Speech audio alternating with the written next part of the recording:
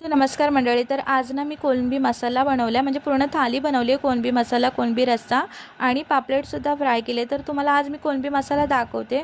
तर इथे मी मॅग्नेट होण्यासाठी कोळंबी ठेवले आणि इथे ओला नारळ घेतला आहे. ओला नारळ मस्त असा भाजून घेतला आहे, कांदासुद्धा भाजून घेतला आणि इथे बघा आपली कोळंबी मॅग्नेट होत आहे.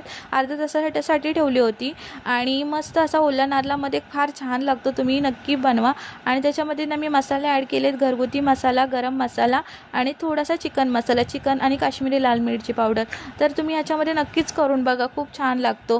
तर ना काय झालं होतं, माझ्या भावाच्या मुलाला ना खूप दिवसापासून खायचा होता आणि तो मला म्हणत होता, आज तू कोळंबी बनव ना. त्याला लहानपणापासून खूप आवडतात आणि खास मी त्याच्यासाठीच बनवली आणि त्याला फार आवडली. तो बोला, आज तू फार चवदार झाली होती. म्हणजे घरामध्ये सर्वांनाच आवडली होती. नंतर इथे मी कोकमा ॲड केली आहे आणि कोथिंबीर वरतून ॲड केले. मग इथे बघा आपला कोळंबी मसाला, कोळंबी रस्सा असा होतो आहे. चला, तर माझं नवीन चॅनल आहे, माझ्या चॅनलला लाईक करा, शेअर करा आणि सबस्क्राईब करा. इथे बघा मस्त अशी माझ्या भावाची मुलं जेवायला बसलेत.